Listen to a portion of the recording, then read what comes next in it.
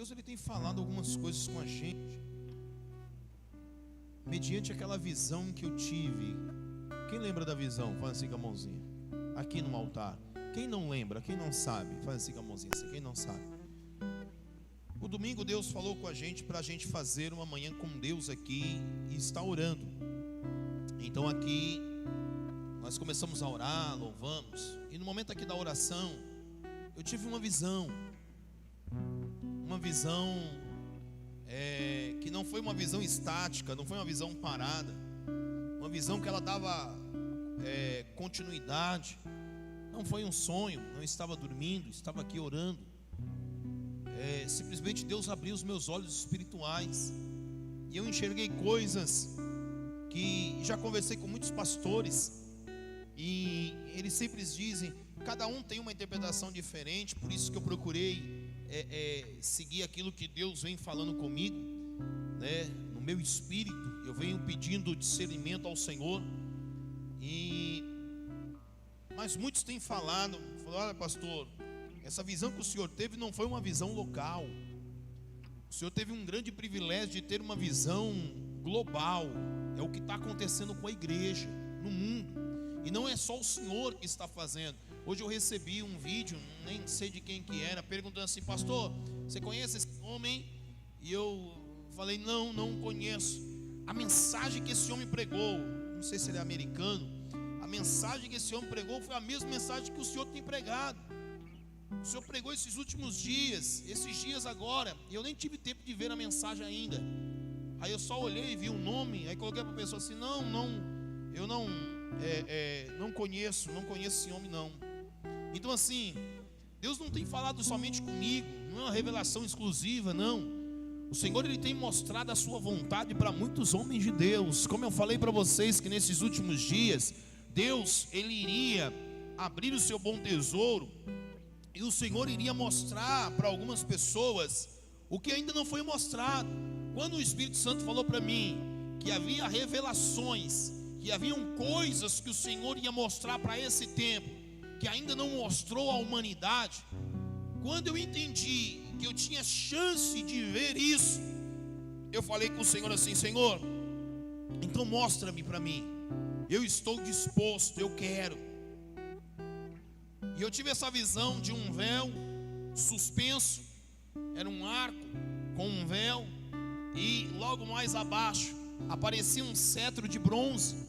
Esse cetro estava deitado, e aí o cetro ele também flutuava no ar deitado, e de repente à frente do cetro, quer dizer atrás, na minha visão à frente, aparecia um pão, e este pão ele aparecia próximo do cetro, e ele se aproximava do cetro, e ele abria como se fosse uma boca, e ele fechava e abria sobre o cetro, como se estivesse mordendo.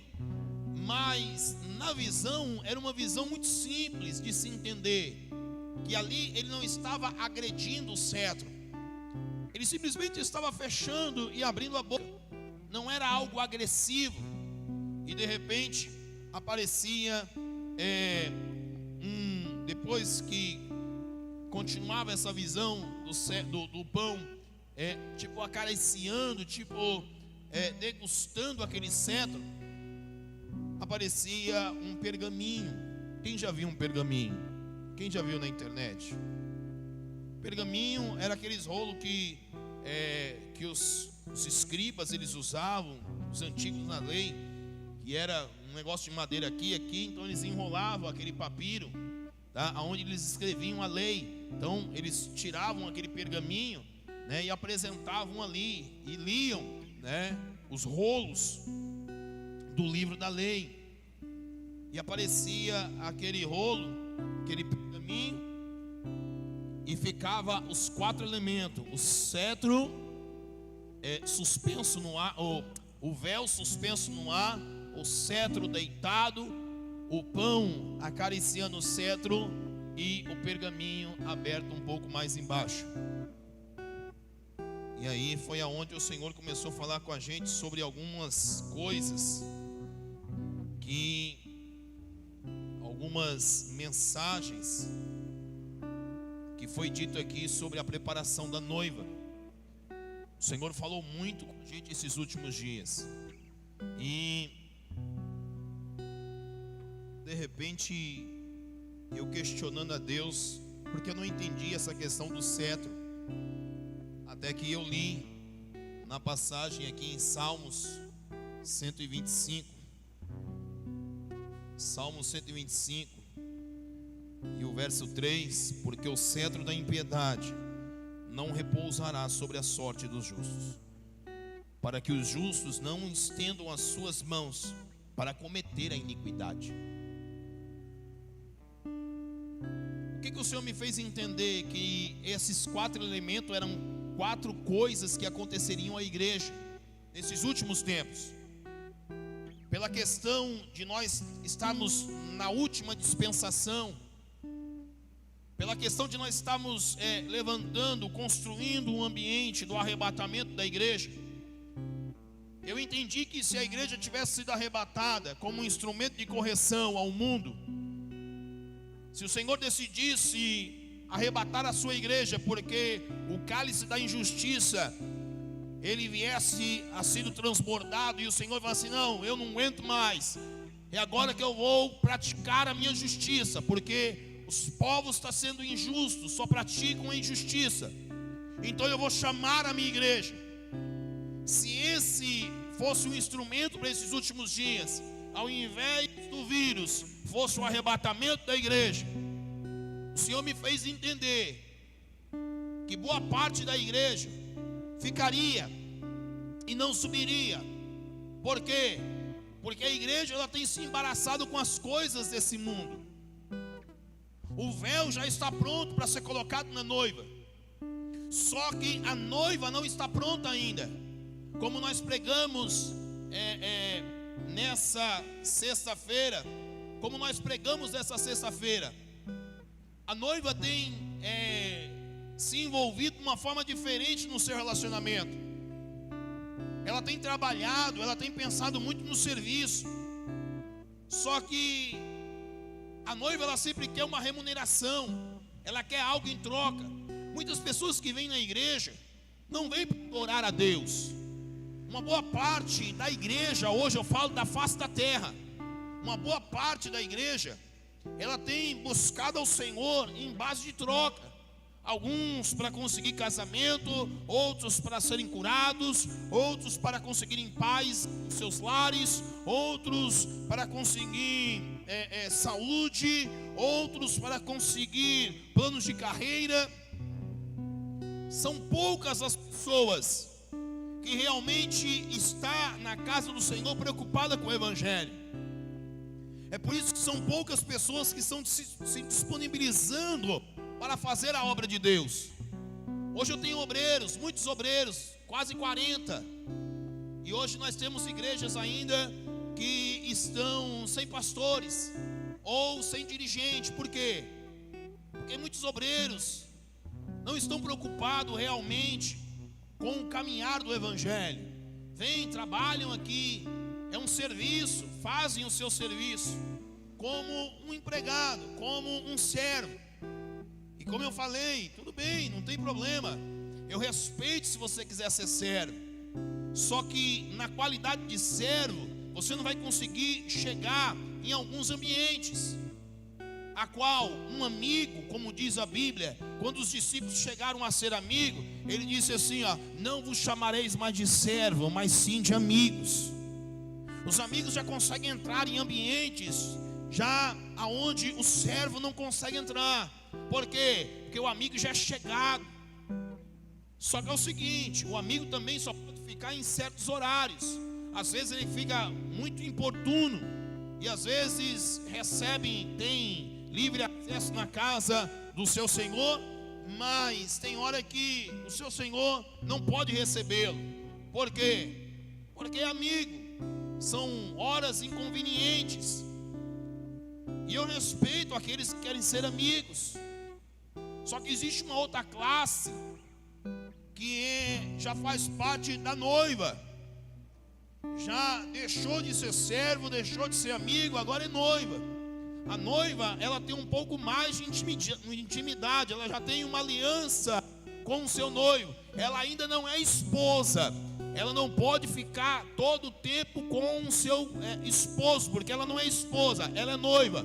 Então, existem alguns encontros. Para falar a verdade, os encontros do noivo e da noiva são duradouros, praticamente são diários. Eles se veem hoje, só não dormem na mesma casa, só não ficam no mesmo ambiente. Mas você pode prestar atenção que eles saem à noite, cada um vai para suas casas, e aí a parte da manhã acorda, e aí já não vê a hora de chegar de novo. Praticamente os encontros são todos os dias. Então o Senhor vem falando, uma igreja que tem trabalhado por remuneração, trabalhado por recompensas. E aí uma noiva que se relaciona com o noivo por recompensas, ela acaba se prostituindo com o noivo. Não há necessidade. A noiva não pode ter intimidade por querer alguma coisa. Eu não posso vir aqui na manhã com Deus porque eu preciso de um carro, porque eu estou a pé. Eu não posso vir aqui na manhã com Deus simplesmente porque eu preciso de uma casa, porque moro de aluguel, ou porque eu preciso melhorar financeiramente para pagar uma faculdade para os meus filhos. Porque se eu fizer isso, se o meu relacionamento for esse com a noiva, como noiva com o meu noivo, eu estou me prostituindo com ele. Porque quem trabalha para receber algo em troca é a empregada. Não tem problema de ser empregado, de ser servo, é a serva. A serva que trabalha, e ela tem que receber. Ela precisa receber, porque ela trabalhou. Não tem problema. Você não vai perder a salvação por isso. Só que a serva não pode ter intimidade com o seu senhor. A noiva, ela já consegue ter um pouco mais de intimidade, a qual a serva não pode. Então o Senhor vem mostrando o cenário da igreja nesses últimos tempos, e como o Senhor ele quer mudar a igreja, mudar a movimentação da igreja e a forma que a igreja vem se portando diante dele. É por isso que hoje eu quero falar sobre o cetro da impiedade. O cetro da impiedade, ele nunca pode repousar diante dos justos. Por quê? Era um cetro de bronze, não era de ouro. Eu vi um cetro de bronze repousando. A única passagem bíblica, porque toda a visão tem que ter base na Bíblia, a única passagem bíblica que fala que um cetro está repousando é Salmo 125. E o que nós vivemos esses últimos dias? O que representa o pão? O pão representa o quê? O corpo de Cristo. E o que representa o corpo de Cristo? A igreja. A igreja é o corpo de Cristo. E como nós estamos passando esses últimos tempos? Por que o cetro estava suspenso, deitado na horizontal? E por que o pão abria a boca e tocava no cetro? Porque nós estamos vivendo um tempo aonde o cetro da impiedade tem repousado sobre a igreja, sobre os justos, para que os justos venham estender as suas mãos e tocar no cetro da impiedade e começar a fazer coisas que não deveriam fazer. começar a viver coisas que não deveriam viver. Pessoas que estão experimentando a impiedade, cada vez mais pecando contra o Senhor. A impiedade é aquele pecado a qual o Senhor te libertou e você continua. Por algum motivo, você sabe que é errado e continua praticando aquilo que é errado. E aquilo começa a fazer parte da sua vida. E por você ser conhecedor da palavra, aquilo acaba se tornando, você acaba se tornando ímpio, praticando impiedade. E o que a igreja tem se movimentado? A igreja tem deixado a justiça do Senhor, o cetro da equidade, para poder desfrutar do cetro da iniquidade. Então a igreja tem sido injusta com o Senhor, porque nós fomos comprados por um bom preço, nós somos comprados pelo sangue do Cordeiro, aleluia. Mas o que nós estamos fazendo? Nós estamos nos aproximando do cetro da impiedade, aonde o cetro tem repousado diante de nós, e estamos desfrutando um pouco dos pecados. Por quê? Porque a igreja ela perdeu a sensibilidade. Os escândalos estão vindo. Membros não têm vontade de estar aqui se relacionando com o seu noivo. Por quê? O que faz a pessoa não querer mais estar se relacionando com o Senhor, vindo à casa dele? Quando Jesus estava na cruz, ele dizia: Eloi, Eloi, lama sabachthani, Deus meu, por que me desamparastes? Jesus ele não sentiu a presença do Altíssimo, do Pai. Por quê? Porque Jesus estava levando sobre ele todos os nossos pecados, as nossas iniquidades. E isso fez separação entre Deus e o Filho. E o Filho não sentiu. Você pode ver que é por pouco tempo. Logo ele solta outra frase, dizendo: está consumado. Ele volta a ter comunhão com Deus. Você só vai estar perto do noivo quando você tiver intimidade com ele. A partir do momento que você se tornar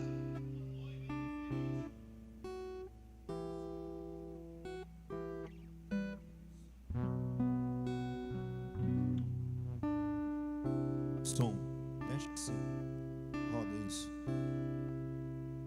A partir do momento que você se tornar uma noiva indiferente, todas as vezes que ele vem buscar, a pastora falou assim: Deus está falando muito com a gente. Eu falei: não, é porque nós estamos disponibilizando mais tempo com ele. Eu falei assim: ó, Deus quer falar com a gente. É a gente que está tendo, a gente está tão assim corrido, querendo fazer o trabalho, querendo fazer as coisas, que não estamos tendo tempo para o Senhor. Então ele não fala com a gente. Hoje eu subi nesse altar, dobrei o joelho com 5 minutos. O Senhor novamente abriu a minha visão. E eu vi uma ovelha linda, branca como a neve. Era linda aos meus olhos. O pelo dela era muito bonito, branco, alvo. Essa ovelhinha era uma ovelha gorda, bem tratada e bem cuidada. E de repente ela parou diante da minha visão, diante de mim.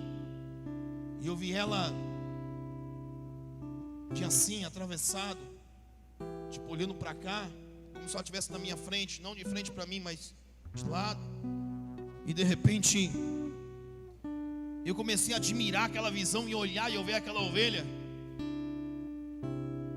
E de repente eu só vi uma espada de prata. A espada de prata fazia assim, ó, na cabeça da ovelha. E a cabeça ia embora. Eu tomei um susto. E o Senhor falou assim, ó: esses é o que vão morrer degolado por amor a mim, na grande tribulação. Eu me arrepiei. O Senhor está mostrando cenários do arrebatamento, porque está muito próximo a vinda do nosso Senhor. A espada era linda demais. Era uma espada de prata. Eu escutei o barulho da espada. Eu não via ninguém, era só a espada. Hoje nós temos a oportunidade de viver uma vida com o Senhor e de estar com Deus. Nós não precisamos dar a nossa cabeça a prêmio. Mas vai chegar dias que a igreja do Senhor será arrebatada. As potências dos céus vão cair sobre essa terra. O anticristo vai se levantar. Ele vai criar um sistema de governo único no mundo. E ele vai criar a marca da besta. E todos vão ter que adorar esse sistema. E quem não adorar o sistema e não quiser receber a marca da besta, quem receber não vai conseguir a sua salvação. Mas quem não receber a marca da besta e se impor ao governo do anticristo, ao sistema do anticristo, vai ter que morrer degolado por amor ao cristianismo. Nós estamos acompanhando, nós estamos caminhando, nós estamos chegando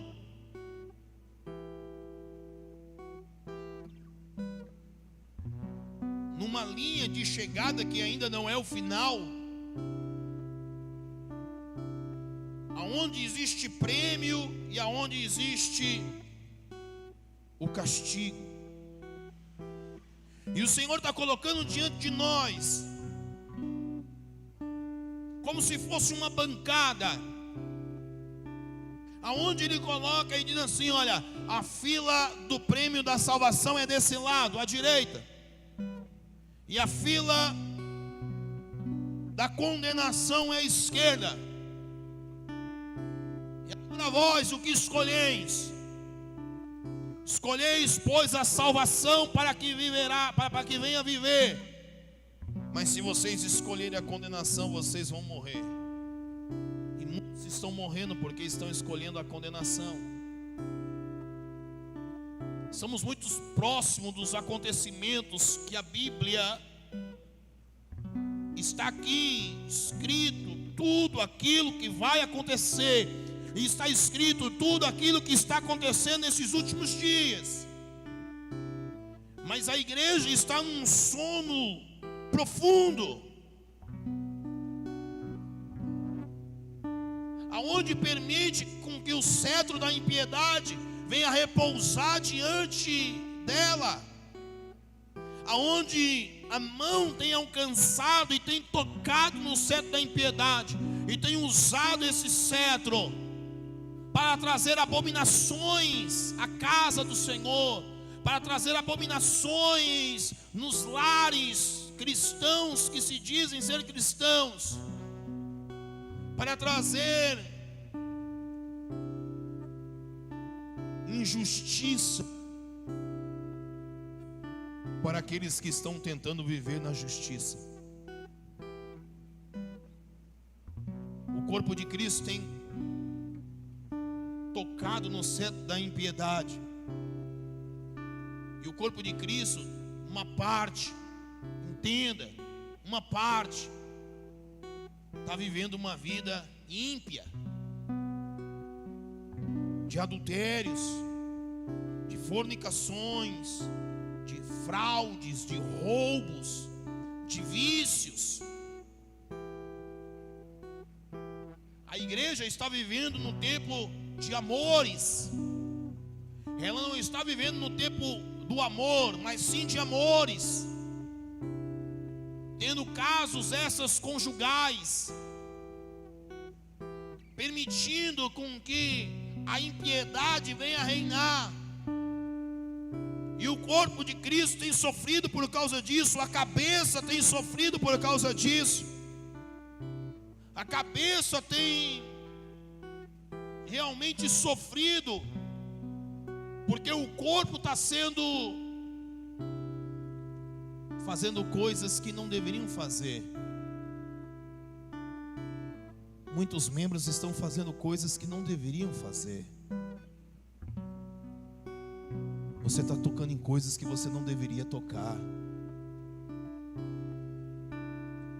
Seus olhos estão vendo coisas que não deveriam olhar. Você está andando em lugares onde não deveria andar.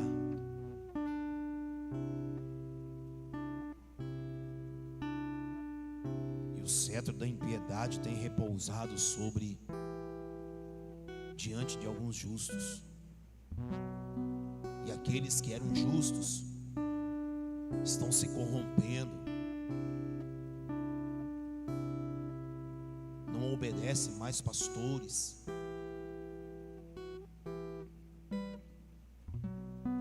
não são mais guiados pela liderança, são amantes de si mesmo. Pessoas que não aceitam mais correção, que não conseguem mais se misturar com o corpo.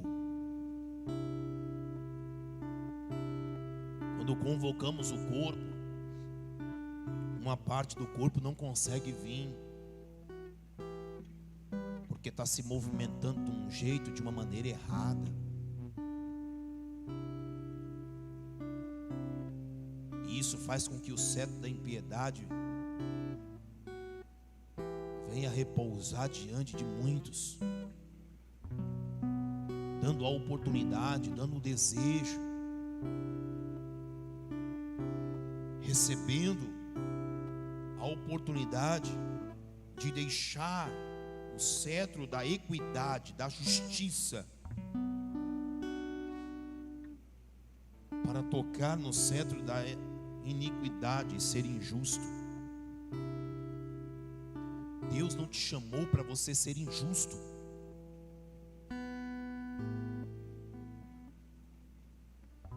Coríntios 6:9 diz assim, não sabeis que os injustos não vão herdar o reino de Deus? Olha o que diz aqui. Abra sua Bíblia aí, 1 Coríntios 6, versículo de número 9. 1 Coríntios 6, versículo número 9, diz assim: não sabeis que os injustos não hão de herdar o reino de Deus?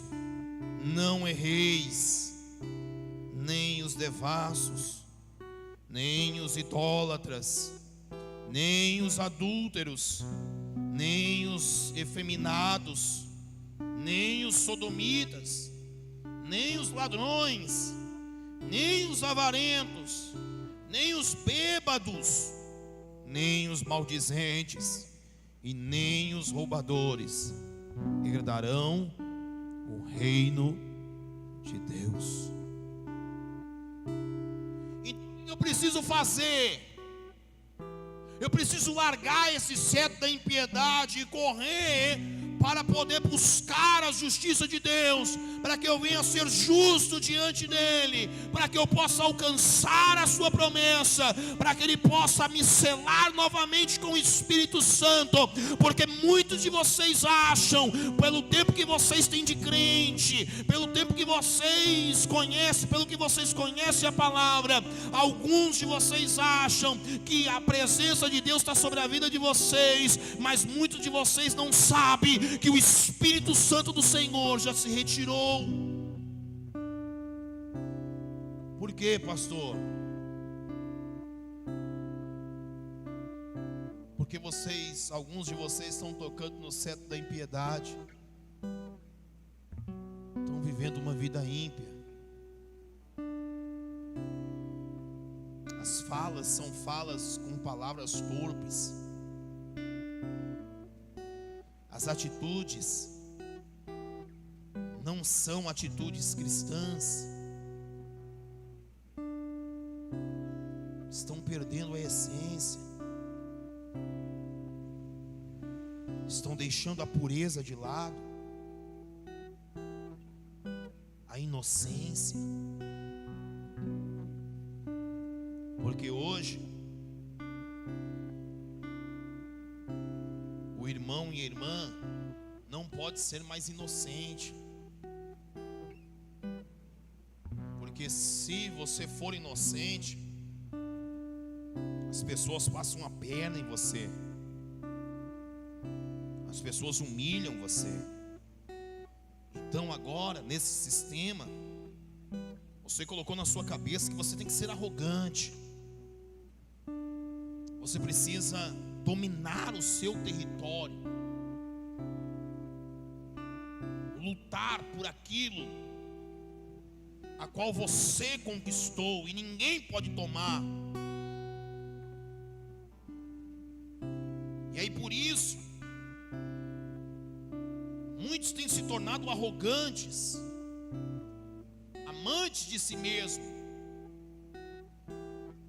não têm entendido, não têm conseguido andar em amor, não está conseguindo construir uma vida espiritual em amor. Amam mais a injustiça do que a justiça. Pensam mais nas coisas que estão daqui de baixo do que das coisas que estão lá do alto.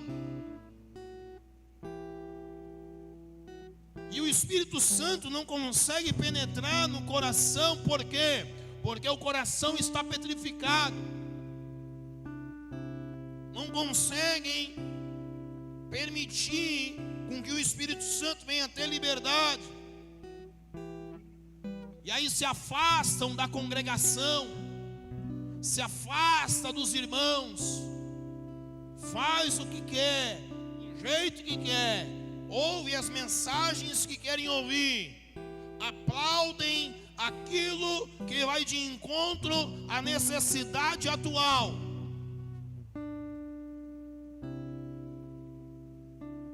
Mas são aborrecedores da verdade. Porque quando se fala na verdade, se aborrecem, são maldizentes.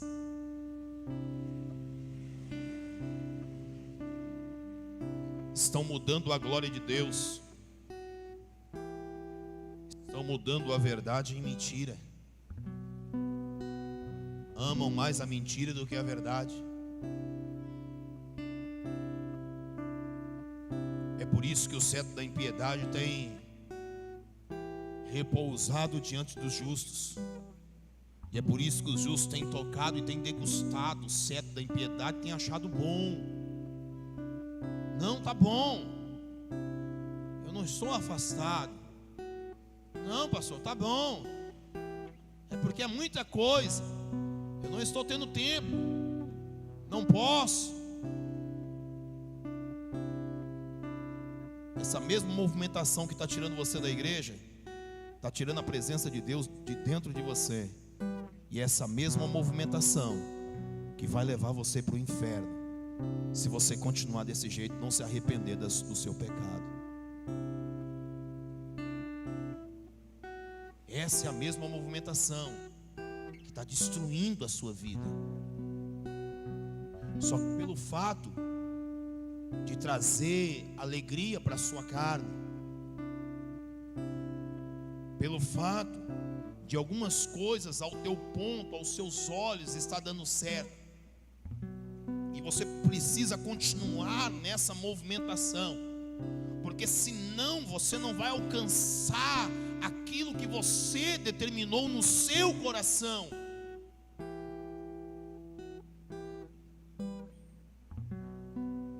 Isso tem levado você para a escuridão. Você tem se afastado do seu noivo.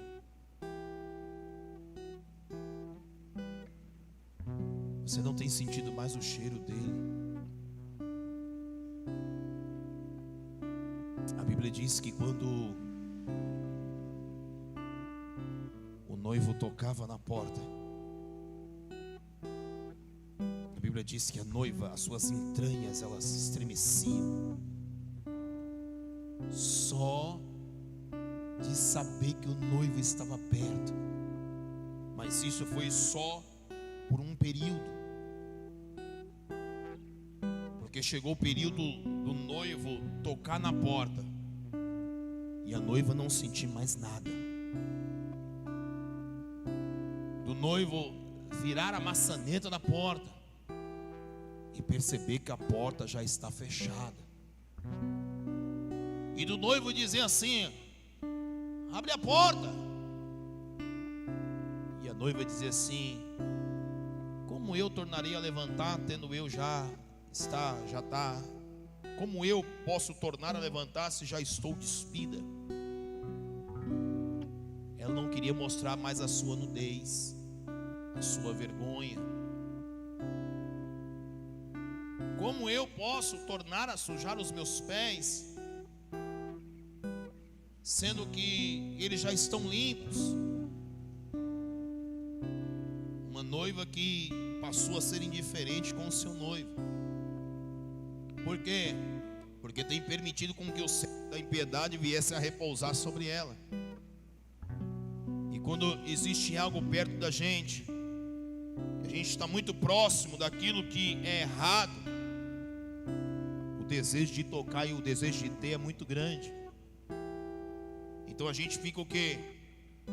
Nós somos o quê? Engodado pelo nosso próprio desejo, e atraído pelo pecado, e corrompido pelo nosso próprio desejo. E aí a gente começa a gerar o pecado, e geramos, nutrimos o pecado. O pecado vai crescendo, vai crescendo, vai crescendo na nossa vida, vai modificando o nosso corpo, vai modificando a nossa atitude, muda tudo. Já não consegue comer direito, porque qualquer alimentação provoca ânsia. E aí quando a palavra de Deus vem, por causa que está gerando o pecado, a palavra de Deus vem como alimento. Normalmente aquela que está grávida do pecado não consegue ouvir a palavra de Deus ou degustar da palavra de Deus, porque um pouquinho dessa palavra provoca ânsia de vômito, e logo está começando, e quando consegue ingerir alguma coisa, ela começa a vomitar aquilo que foi colocado para dentro, para fortalecimento. Então a noiva que está gerando um pecado não consegue mais se alimentar. Tudo que põe na boca, joga para fora. Até o cheiro do noivo enjoa. Você quer ver uma coisa? Quem já teve filhos aqui? Faz assim com a mãozinha. Quem enjoou do perfume do marido? Faz assim com a mãozinha. Uma. Isso tem isso. Às vezes o marido é obrigado a trocar o perfume, porque a mulher enjoou. Não, você chega perto de mim com esse perfume, eu não aguento. para lá, vai. A noiva, quando ela está gerando um pecado, ela não suporta nem o cheiro do noivo.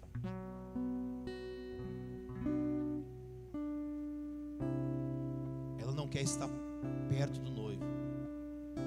O corpo dela muda.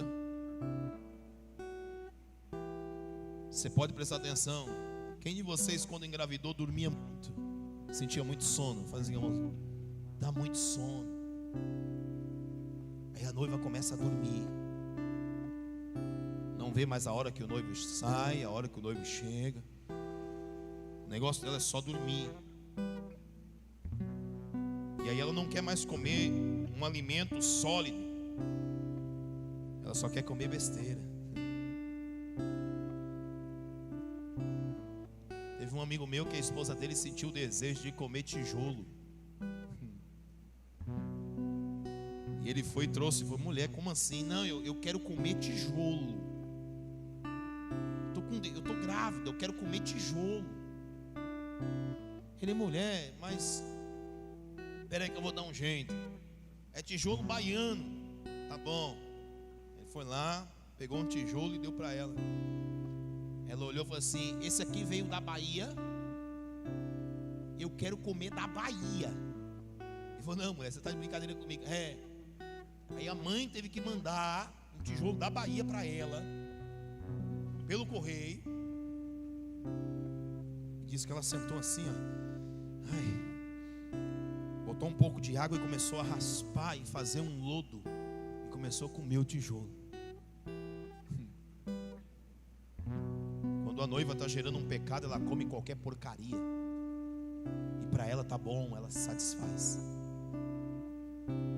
E normalmente, o arroz e feijão, aquilo que realmente fortalece, ela despreza. Quantos de nós não temos desprezado o verdadeiro alimento? Quantos de nós estamos nos saciando com as porcarias desse mundo? É interessante que depois que é gerado o pecado, quando é dado a luz ao pecado, a Bíblia diz que quando dá a luz ao pecado, aí é gerado a morte. A pessoa não consegue mais ter mais nada, sentir mais nada. Acabou, não tem mais vida com Deus. Alguns de vocês estão gerando ao pecado já tem alguns meses. E eu acho que está na hora de abortar esse pecado, porque aquilo que você está gerando não é do Senhor. Porque isso que para você está dando prazer, está te tirando você da presença do noivo. Talvez seja bom para você agora, mas isso vai trazer morte para você. Porque você está gerando algo a qual é abominação ao Senhor. Pastor, o que eu tenho que fazer? Você precisa abortar este pecado. Você precisa cortar o cordão umbilical, aquilo que alimenta este pecado. E você tem que correr atrás dos médicos, que é o Senhor Jesus. Esquenta a cabeça não, que Ele sabe fazer um parto desse. Você não vai sentir nada, mas você precisa rejeitar isso. Você precisa deixar. Não toque mais no cetro da impiedade. Pare com isso. Pegue o cetro da justiça, porque o cetro da impiedade é de bronze, mas o cetro da equidade, o cetro da justiça, ele é todo de ouro,